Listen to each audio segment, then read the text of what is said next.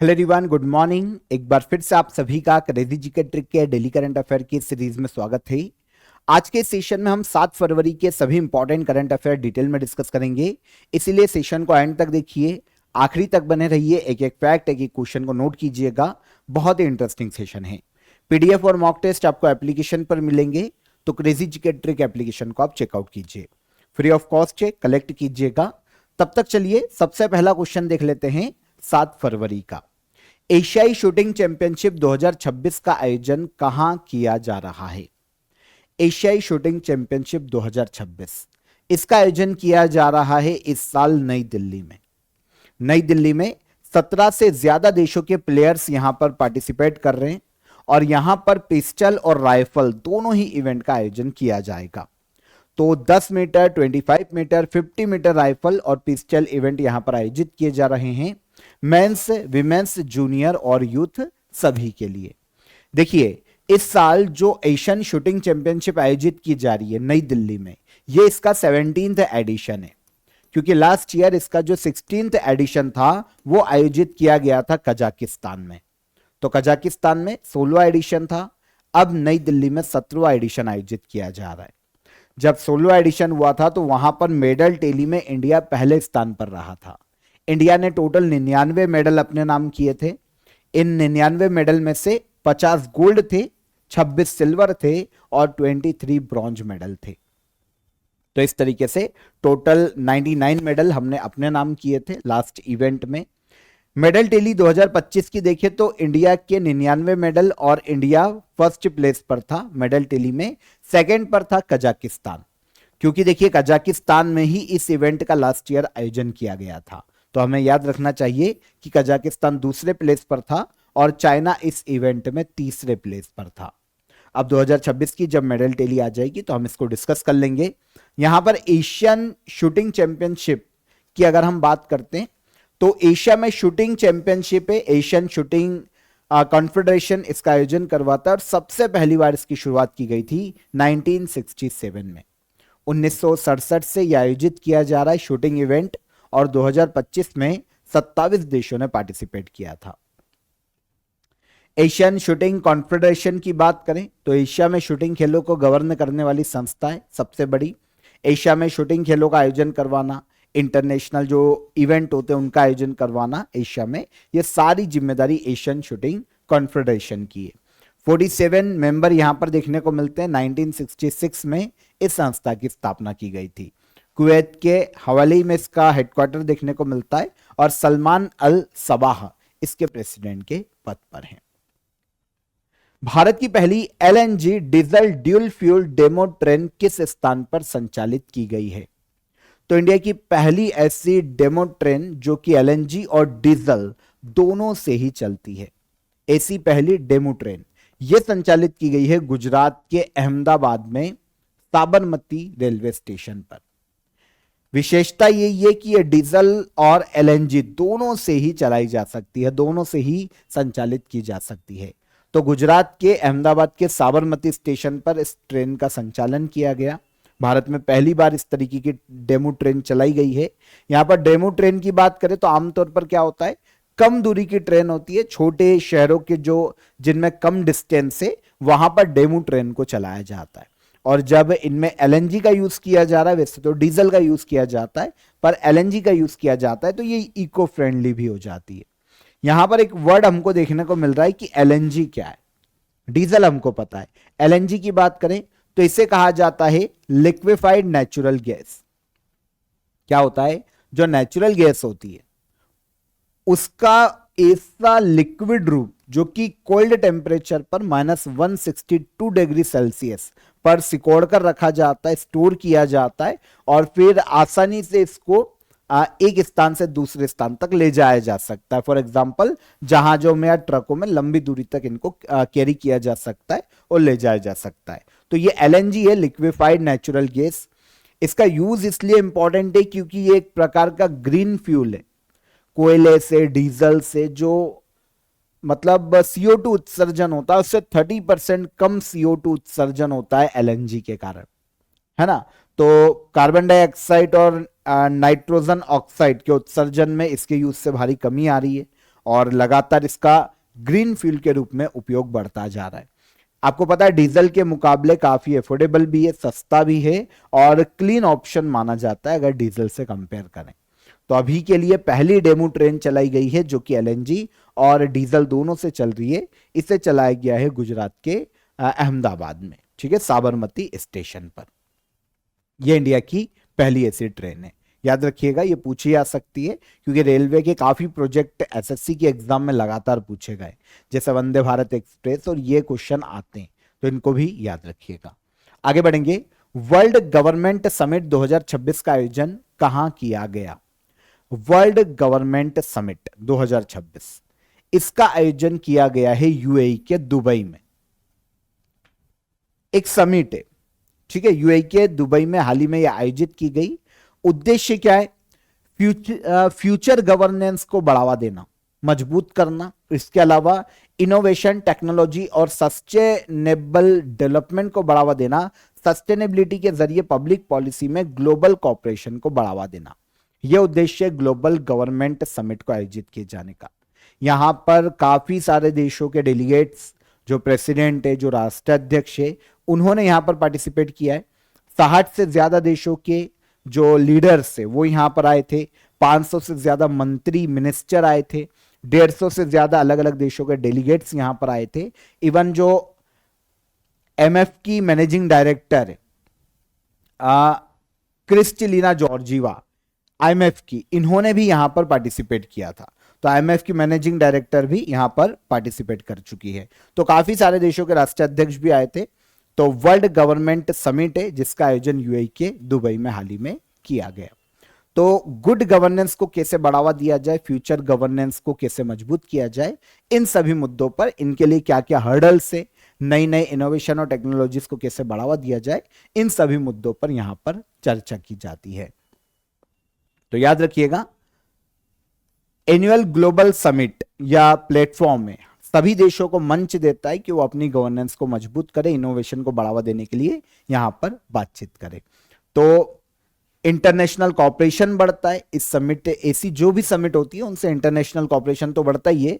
हर साल ये दुबई में आयोजित की जाती है। अगर पर्टिकुलर वर्ल्ड गवर्नमेंट समिट की बात करते हैं तो ये दुबई में ही आयोजित की जाती है। और सबसे पहली बार इसकी शुरुआत की गई थी 2013 में, यूएई के दुबई में 2013 में यह आयोजित किया गया था पहली बार, और तब से यह नॉर्मली हर साल आयोजित किया जा रहा है। इंटरेस्टिंग है। ऑफर ऑफ द डे में आप सभी के लिए 100 आवर जीएस का कोर्स यहां पर अवेलेबल है। डिस्क्रिप्शन में मैं आपको इसके लिंक दे दूंगा।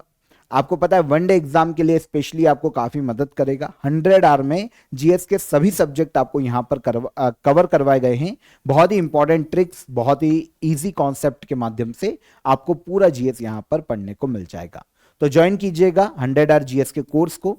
डिस्क्रिप्शन में मैंने आपको इसकी लिंक दी है, वहां पर क्लिक कीजिए और डायरेक्ट इसे आप अवेल कीजिए। ठीक है, तब तक हम चलेंगे आगे। दुनिया का पहला प्राइवेट स्पेस स्टेशन हेवन 1 किस देश की प्राइवेट कंपनी वास्ट स्पेस द्वारा विकसित किया जा रहा है? तो दुनिया का पहला प्राइवेट स्पेस स्टेशन है, नाम क्या है? हेवन 1। इसे एक प्राइवेट कंपनी के द्वारा डेवलप किया जा रहा है और 2027 तक लोअर अर्थ ऑर्बिट में इसे स्थापित किए जाने की संभावना है ना। कंपनी काम शुरू कर चुकी है इस पर। कंपनी का नाम है वास्ट स्पेस और यह कंपनी है यूएसए की प्राइवेट कंपनी। देखिए क्वेश्चन को समझिए, दुनिया का पहला प्राइवेट स्पेस स्टेशन है। अभी तक जो हम स्पेस, इंटरनेशनल स्पेस स्टेशन की जब बात करते हैं तो वो क्या होता है कि वो सरकारी जो स्पेस एजेंसीज होती है उनके द्वारा लॉन्च किए गए। फॉर एग्जांपल नासा के द्वारा यूएसए की स्पेस एजेंसी है, या फिर यूरोपीय स्पेस एजेंसी है, या इंडिया की इसरो है। तो इनके द्वारा, ये गवर्नमेंट के द्वारा ऑथराइज्ड है। तो गवर्नमेंट या सरकारी स्पेस एजेंसी के द्वारा लॉन्च किए जाते हैं। लेकिन पहली बार होगा कि प्राइवेट स्पेस स्टेशन लॉन्च किया जाएगा और इसे नाम दिया गया है हेवन 1। इसे लॉन्च करेगी एक कंपनी जिसका नाम है वास्ट स्पेस। अमेरिका की private space company, space sector में काम करती है। 2027 में जब ये इसे लॉन्च करेगी तो ये जिस रॉकेट का यूज करेगी उसका नाम है फॉल्कन 9 रॉकेट। एलन मस्क की कंपनी स्पेस एक्स का रॉकेट है फॉल्कन 9 रॉकेट। ठीक है, स्टेशन को सिंगल लॉन्च में ही ऑर्बिट में स्थापित किया जाएगा, लोअर अर्थ ऑर्बिट, वो क्षेत्र जो कि पृथ्वी से 160 किलोमीटर से 2000 किलोमीटर की ऊंचाई तक देखने को मिलता है। सारे जो हमारे सैटेलाइट है, जो हमारे इंटरनेशनल स्पेस स्टेशन है, नॉर्मली लोअर अर्थ ऑर्बिट में ही स्थापित किए जाते हैं। तो पहला प्राइवेट स्पेस स्टेशन भी लोअर अर्थ ऑर्बिट में ही स्थापित किया जाने वाला है। केंद्रीय मंत्री अमित शाह ने भारत के पहले सहकारी समिति आधारित राइड हेलिंग प्लेटफॉर्म का शुभारंभ किया है। इस प्लेटफॉर्म का नाम क्या है? देखिए प्लेटफॉर्म क्या है, India first cooperative based ride hailing platform, और इसे नाम दिया गया है भारत टैक्सी। ये क्या है? जिस तरीके से ओला और उबर चलता है, ओला और उबर क्या काम करते हैं, है ना यार, रैपिडो क्या काम करता है, इनका काम क्या, एक किसी भी यात्री को एक डेस्टिनेशन से दूसरे डेस्टिनेशन तक पहुंचाना। इसमें काफी सारे लोग जुड़े होते हैं और वो उनकी टैक्सी या बाइक जो भी है वो अटैच होती है और एक कंपनी के माध्यम से, फॉर एग्जांपल किसी एप्लीकेशन के माध्यम से, जैसे अगर हम बात करें ओला उबर, इनके माध्यम से जुड़े रहते हैं। लेकिन इन प्राइवेट कंपनियों के द्वारा जो भी ओला उबर के लिए, ऐसी कंपनीज के लिए काम करते, उनसे एक हद तक, क्योंकि प्राइवेटाइजेशन है तो एक हद तक कहीं ना कहीं उनसे थोड़ा ज्यादा पैसा वसूल किया जाता है। तो इस प्रॉब्लम को खत्म करने के लिए और इंडिया में सहकारिता को बढ़ावा देने के लिए कोऑपरेटिव कल्चर, अब यहां पर एक और वर्ड आया है कि कोऑपरेटिव क्या होता है, सहकारिता, जहां पर किसी भी कंपनी का कोई एक मालिक नहीं होता बल्कि बहुत सारे मालिक होते हैं और वो मिलकर उस कंपनी को या किसी भी ऑर्गेनाइजेशन को, किसी भी संस्था को रन करते हैं। तो ये कहलाता है सहकारिता, कोऑपरेटिव, कोऑपरेशन के द्वारा चलता है, कोई एक मालिक नहीं होता है बल्कि सब मालिक होते। तो इस तरीके से स्वदेशी और सहकारिता विकल्प है उबर और ओला जैसे प्लेटफॉर्म का भारत में, जिसे नाम दिया गया है भारत टैक्सी। अब ओला और उबर जैसे भारत टैक्सी भी इंडिया में काम करेगी। होम मिनिस्टर अमित शाह ने नई दिल्ली में इसे लॉन्च किया है। वैसे भारत टैक्सी को रजिस्टर्ड किया गया था 2025 में, जून मंथ में यह रजिस्टर की जा चुकी थी और गुजरात या नई दिल्ली जैसे क्षेत्रों में लास्ट ईयर दिसंबर 2025 में पायलट प्रोजेक्ट के रूप में इसे शुरू किया जा चुका था और अब नई दिल्ली में इसे फाइनली लॉन्च किया गया है। तो भारत टैक्सी भारत की पहली cooperative based ride hailing platform है। यह इनिशिएटिव गवर्नमेंट की सहकार से समृद्धि विजन जो पहले लाया गया था उसी के तहत इसे शुरू किया गया है, क्योंकि सहकार से समृद्धि विजन का उद्देश्य था भारत में कोऑपरेटिव के माध्यम से जो प्रॉस्पेरिटी है, समाज में प्रॉस्पेरिटी लाना और कोऑपरेटिव्स को इंडिया में मजबूत करना, सहकारिता को बढ़ावा देना। तो इसी उद्देश्य से भारत टैक्सी नाम की पहल को शुरू किया गया है। प्राइवेट कंपनीज का ड्राइवर से काफी कमीशन लेती है ना, तो जो अब भारत टैक्सी आया है वहां पर फिक्स होगा कि जो भी ड्राइवर इसके अंतर्गत काम कर रहा है उससे पर डे 30 रुपए तक उससे लिया जाएगा चार्ज, और फिर वो यहां पर भारत टैक्सी के माध्यम से अटैच होकर काम कर सकता है। जो इस पूरे प्रोजेक्ट को जो हैंडल कर रही है, जो मैनेज कर रही है, वो प्राइवेट जो कोऑपरेटिव कंपनी है उसका नाम है सहकार टैक्सी कोऑपरेटिव लिमिटेड। यही भारत टैक्सी को संचालित करेगी। जैसा कि मैंने आपको बताया 6 जून 2025 को भारत टैक्सी को रजिस्टर किया जा चुका था। Multi state cooperative societies act 2002 के तहत यह शुरू की गई है। तो इंपॉर्टेंट है, पायलट प्रोजेक्ट के रूप में गुजरात और दिल्ली में दिसंबर 2025 में शुरू की जा चुकी है। विमेन्स एम्पावरमेंट के लिए भी इस पहल के तहत 150 से ज्यादा फीमेल ड्राइवर रजिस्टर्ड की जा चुकी है और जो भी बेस्ट परफॉर्मिंग ड्राइवर होंगे उनको 5 लाख रुपए तक का एक्सीडेंट इंश्योरेंस और 5 लाख रुपए तक का हेल्थ इंश्योरेंस इस भारत टैक्सी के तहत दिया जाएगा।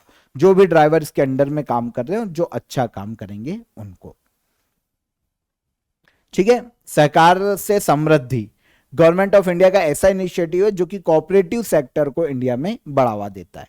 तो इस विजन की शुरुआत की गई थी 2021 में, तब से धीरे धीरे इस पर काम किया जा रहा है और लगातार काम करते हुए भारत टैक्सी की भी शुरुआत लास्ट ईयर की जा चुकी है।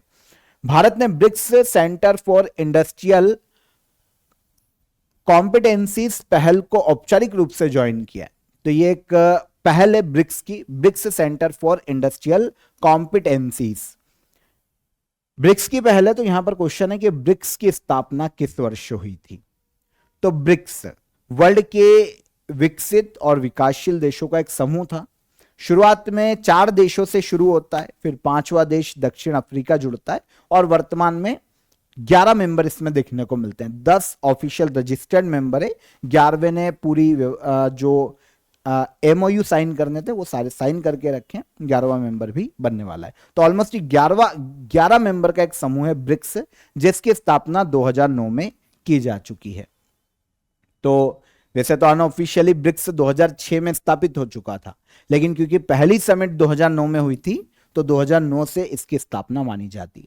हम ब्रिक्स की बात बाद में करेंगे, लेकिन अभी जो इंपॉर्टेंट है वो ये है कि BRICS centre for industrial competencies में शामिल हुआ है औपचारिक रूप से इंडिया।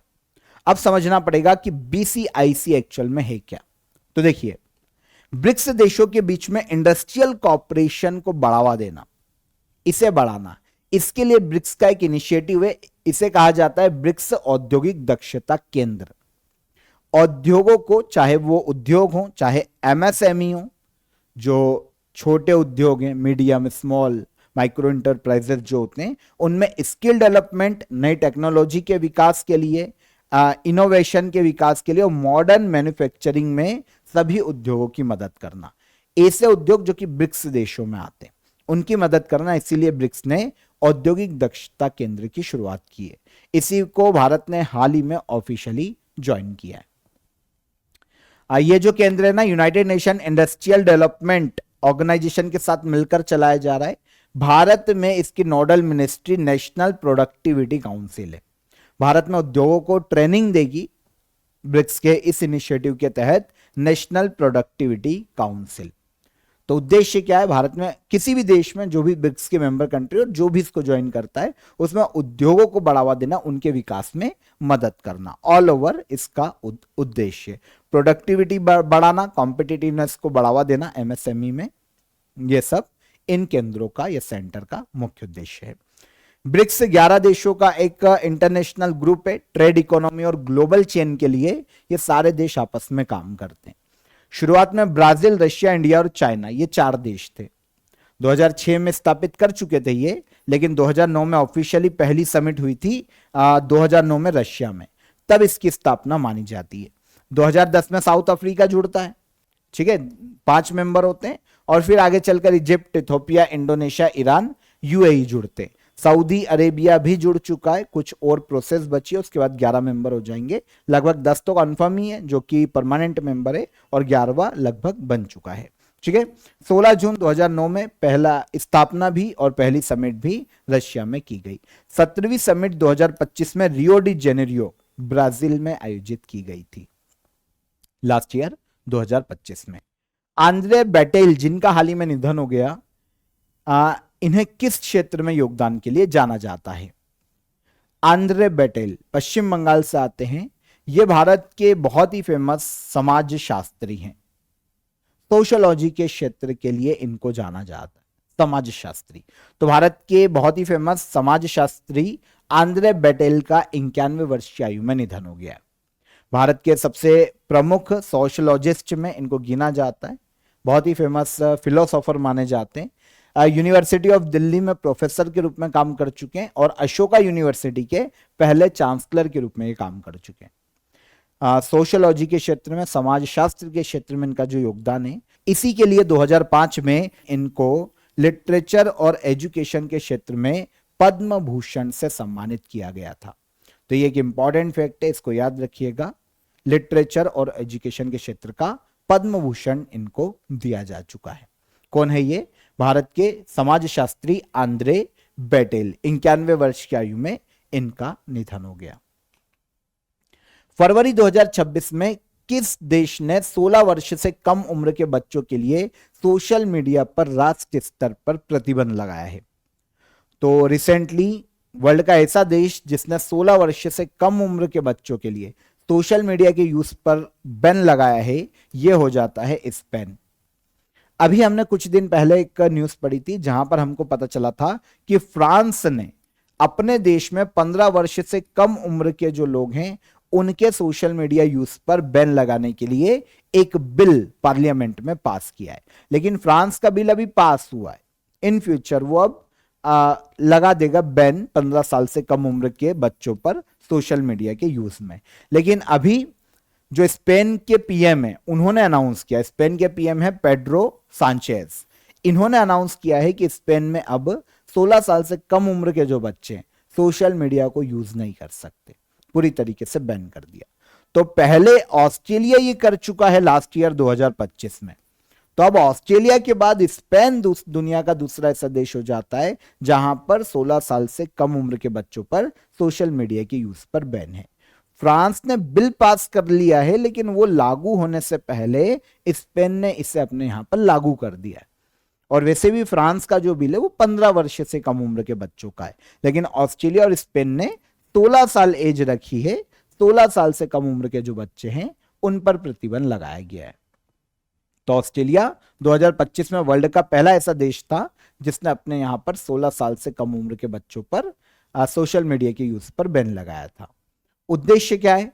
बच्चों में स्क्रीन एडिक्शन को कम करना, उनकी मेंटल हेल्थ क्राइसिस से बच्चों की रक्षा करना और इन्फ्लुएंस को, उनका जो भी इन्फ्लुएंस है सोशल मीडिया से या फिर किसी और आइडेंटिटी से, उसको नियंत्रित करना ताकि बच्चे कोई गलत कदम ना उठाए। अभी हमने देखा है कि भारत में एक ऐसी घटना हुई है जहां पर 3 बच्चियों ने इसी तरीके से सुसाइड किया है सोशल मीडिया और इनके इन्फ्लुएंस में आके। आप सभी को पता होगी, न्यूज काफी गर्म मुद्दा है। तो इस तरीके से सोशल मीडिया के यूज पर स्पेन ने बैन लगाया है। पंचायत एडवांसमेंट इंडेक्स 2.0 में किस राज्य ने शीर्ष स्थान हासिल किया है? पंचायत एडवांसमेंट इंडेक्स, आपको नाम से समझ में आ जाएगा, इस इंडेक्स में ऐसी पंचायतों को रैंक किया जाता है जिन्होंने बहुत ही अच्छा काम किया हो, ठीक है, अपनी पंचायतों को डिजिटलाइज किया हो, अपनी पंचायतों का विकास किया हो। तो अलग अलग ऐसे इंडिकेटर से जिनके आधार पर पंचायत एडवांसमेंट इंडेक्स को तैयार किया जाता है। यह दूसरा इंडेक्स है इस बार। इस इंडेक्स में जो राज्य शीर्ष पर रहा यह है भारत का त्रिपुरा राज्य, ठीक है। तो त्रिपुरा ने पंचायत एडवांसमेंट इंडेक्स 2.0 में नेशनल लेवल पर टॉप रैंक हासिल किए। यह जो सूचकांक है पंचायतों के डेवलपमेंट, उनमें ट्रांसपेरेंसी और सर्विस डिलीवरी कितनी अच्छी है पंचायतों की, वहां के लोगों के लिए, इन सब डायमेंशंस के आधार पर इस इंडेक्स को तैयार किया जाता है। त्रिपुरा टॉप पर रहा, सबसे अच्छा इनकी पंचायतों ने काम किया है। त्रिपुरा ने सभी 1176 पंचायतों से डेटा स्टोर करने और वेरिफिकेशन में 100% सफलता हासिल की। राष्ट्रीय स्तर पर एक रिकॉर्ड है ये जो त्रिपुरा ने हासिल किया है। और त्रिपुरा के ही सिपाही जाला जिले में जुगल किशोर नगर विलेज कमेटी पूरे देश में इस पंचायत ने पहला स्थान प्राप्त किया है। तो स्टेट वाइज पूछा जाए तो त्रिपुरा बेस्ट पंचायत के रूप में दर्ज की गई है इस इंडेक्स में। तो रैंकिंग में देश की लगभग 2.5 लाख ग्राम पंचायतों को रैंक किया गया था। उद्देश्य क्या है? पंचायतों के ऑल ओवर डेवलपमेंट और परफॉर्मेंस को चेक किया जा सके। तो इसे 100 अलग अलग इंडिकेटर्स बनाए गए थे जिसके आधार पर देखा गया, जैसे पंचायतें हेल्थ के लिए कितना अच्छा काम कर रही है, एजुकेशन के लिए कितना अच्छा काम कर रही है, ट्रांसपेरेंसी कितनी अच्छी है, डिजिटल गवर्नेंस को कितना बढ़ावा दे रही है। तो ऐसे 100 इंडिकेटर्स लिए गए थे और इनके आधार पर पंचायतों को रैंक किया गया। ऐसी जो पहली रिपोर्ट है वो अप्रैल 2025 में लास्ट ईयर जारी की गई थी। तब 2022-23 की ग्राम पंचायतों के डेटा को उनके प्रदर्शन के आधार पर नापा गया था। कौन जारी करता है? पंचायत एडवांसमेंट इंडेक्स को पंचायती राज मंत्रालय के द्वारा जारी किया जाता है ना, मिनिस्ट्री ऑफ पंचायती राज के द्वारा। तो पंचायत एडवांसमेंट इंडेक्स 2.0 जो कि 2026 में लागू किया गया है, जारी किया गया है, सबसे बेस्ट पंचायत में प्रथम स्थान किस राज्य का रहा? तो यह है त्रिपुरा का। भारत की पहली एआई इनेबल्ड यूनिवर्सिटी कौन सी बनी है? इंडिया की पहली एआई इनेबल्ड यूनिवर्सिटी यह बनी है चौधरी चरण सिंह यूनिवर्सिटी, जो कि मेरठ में देखने को मिलती है यूपी में। पहले तो यह समझेंगे कि एआई इनेबल्ड यूनिवर्सिटी एक्चुअल में होती क्या है, कि पहले यह देख ले। चलो पहले तो आंसर देख लेते हैं। चौधरी चरण सिंह यूनिवर्सिटी कहां पर है? मेरठ में। सुर्खियों में क्यों है? इंडिया की पहली एआई इनेबल्ड स्टेट यूनिवर्सिटी। हालांकि पायलट प्रोजेक्ट के रूप में इसे लागू किया गया है, लेकिन यहां पर सक्सेस हो जाता है तो देश के 25,000 कॉलेजेस को एआई इनेबल्ड यूनिवर्सिटी, जो 25,000 यूनिवर्सिटी है, उन्हें एआई इनेबल्ड यूनिवर्सिटी बनाया जाएगा। अब देखिए, गूगल के सहयोग से ये एआई इनेबल्ड बनाई गई है। गूगल क्लाउड और मिनिस्ट्री ऑफ स्किल डेवलपमेंट, इन दोनों के बीच में एक समझौता हुआ है इंडिया में। ओके, तो गूगल का जो सबसे पावरफुल एआई प्लेटफॉर्म है जेमिनाई, या जेमिनाई से कहा जाता है, इसका यूज किया जाएगा इसके लिए। एआई इनेबल्ड समझो क्या होता है? वह एजुकेशन इंस्टीट्यूट जहां पर सारे अधिकतर काम एआई के माध्यम से किए जाते हैं। फॉर एग्जांपल एडमिशन एआई के माध्यम से किया जाता है, स्टडीज एआई के सहयोग से की जाती है या स्टूडेंट को करवाई जाती है, जितना भी मैनेजमेंट है, ऐसे सारे काम आर्टिफिशियल इंटेलिजेंस और नई जो उन्नत टेक्नोलॉजी है उनकी मदद से की जाती है। हर छात्र के सीखने के लिए उनके अनुसार जैसी भी उनकी कैपेसिटी होती, कैप्चर करने की क्षमता होती है, उन्हें एक पर्सनलाइज्ड लर्निंग दी जा सकती है, और जो यूनिवर्सिटी है उनके कामों को तेज किया जा सकता है, उनके संचालन को तेज किया जा सकता है। तो इस तरीके से एआई कैंपस बनाए जाएंगे, एआई एडमिशन में एआई का यूज किया जाएगा, स्टडीज में एआई का यूज किया जाएगा। तो ये एआई इनेबल्ड यूनिवर्सिटी है, इंडिया की पहली बनी है मेरठ में, चौधरी चरण सिंह यूनिवर्सिटी। ठीक है, सिंपल सा क्वेश्चन था और सिंपल सा इसका मीनिंग था। आई होप आपको समझ में आया होगा। अभी तो ये पायलट प्रोजेक्ट के रूप में लागू किया गया था। इन फ्यूचर भारत के अलग अलग अगर सक्सेस हो जाता है तो फिर अलग अलग कॉलेज और यूनिवर्सिटी में लागू किया जाएगा। एआई इनेबल्ड यूनिवर्सिटी से स्टूडेंट को क्या फायदा होता है? पर्सनल एआई ट्यूटर मिलता है। जो भी स्टूडेंट, जैसा भी उनका गेनिंग पावर, गेन करने का पावर है, वैसे क्वेश्चन वो एआई से पूछ सकते हैं और एआई उनकी समझने की क्षमता के आधार पर उनको सिखा सकता है। इसके अलावा रीजनल लैंग्वेज में छात्रों को सीखने में मदद मिलेगी। बहुत से स्टूडेंट होते हैं जिनको लैंग्वेज बैरियर्स आते, तो उनको उनकी जो मातृभाषा है उसमें कुछ भी सीखने में मदद मिलेगी। स्किल गैप एनालिसिस, एआई यह भी बताएगा कि इंडस्ट्री में कौन सी नौकरी के लिए कौन सी स्किल की जरूरत है और सामने वाले में कौन सी स्किल कम है, इसमें मदद करेगा। और करियर सपोर्ट, नौकरी ढूंढने में और अदर सभी करियर गाइडेंस में किसी भी स्टूडेंट की एआई टूल से मदद की जा सकती है। तो इंडिया की पहली एआई इनेबल्ड यूनिवर्सिटी कौन सी बनी? चौधरी चरण सिंह यूनिवर्सिटी। कहां पर? मेरठ, उत्तर प्रदेश। तो ये 7 फरवरी के हमारे सभी करंट अफेयर हमने डिटेल में डिस्कस कर लिए। अब हम चलते हैं लास्ट डे के करंट अफेयर को रिवाइज कर लेते हैं। ह्यूग गेंटजर का हाल ही में निधन हो गया। ये किस क्षेत्र से संबंधित है? तो ये संबंधित है ट्रेवल राइटिंग से। स्वच्छता पखवाड़ा पुरस्कार 2025 में cleanest port of the year का प्रथम पुरस्कार किस बंदरगाह प्राधिकरण को मिला है? तो यह दिया गया पारादीप पोर्ट को। भारत का पहला को ब्रांडेड रुपी क्रेडिट कार्ड किस रीजनल रूरल बैंक ने लॉन्च किया है? तो यह त्रिपुरा ग्रामीण बैंक ने लॉन्च किया है। एटीपी मेंस डबल्स रैंकिंग में टॉप 20 में प्रवेश करने वाले दूसरे भारतीय टेनिस खिलाड़ी कौन बने? तो ये हैं यूकी भांबरी। सक्षम 2026 अभियान किस मिनिस्ट्री के द्वारा शुरू किया गया है? तो इसे शुरू किया गया है ministry of petroleum and natural gas. समाचारों में रहा फ्यूगो वोल्केनो किस देश में स्थित है? तो यह देखने को मिलेगा हमको ग्वाटेमाला। भारतीय पर्वतारोही कबाक यानो ने किस पर्वत पर सफलतापूर्वक चढ़कर इतिहास रचा है? तो यह है माउंट एकांकागुआ, दक्षिण अमेरिका की सबसे ऊंची चोटी। हर साल महिला जननांग विकृति के प्रति शून्य सहनशीलता का अंतर्राष्ट्रीय दिवस किस तारीख को मनाया जाता है? तो यह मनाया जाता है 6 फरवरी को। यूनियन बजट 2026-27 में घोषित किसानों के लिए मल्टीलैंग्वेज एआई बेस्ड एडवाइजरी टूल का नाम क्या है? तो भारत विस्तार इसे नाम दिया गया है। भारत का पहला हाइड्रोजन पावर्ड यात्री बस किस हवाई अड्डे पर संचालित किया जाएगा? तो यह संचालित किया जाएगा कोचिन इंटरनेशनल एयरपोर्ट पर। तो ये हमारे करंट अफेयर हो गए कल के। अब क्वेश्चन ऑफ द डे का आंसर। ऑस्ट्रेलियन ओपन 2026 का विमेंस सिंगल का खिताब किसने जीता? तो ये है Elena Rybakina. 10th Mising youth festival कहाँ आयोजित किया गया? तो ये असम के धीमाजी में आयोजित किया गया। और भारतीय तटरक्षक दिवस हर साल मनाया जाता है 1 फरवरी को। ये सारे करंट अफेयर, ये क्वेश्चन ऑफ द डे, कल के सेशन के आंसर मिल गए। अब आज के क्वेश्चन ऑफ द डे, भारतीय राष्ट्रीय कांग्रेस ने किस वर्ष संविधान सभा के गठन की मांग की थी? ऑपरेशन सिंदूर कब लॉन्च किया गया? ईयर बता दीजिएगा।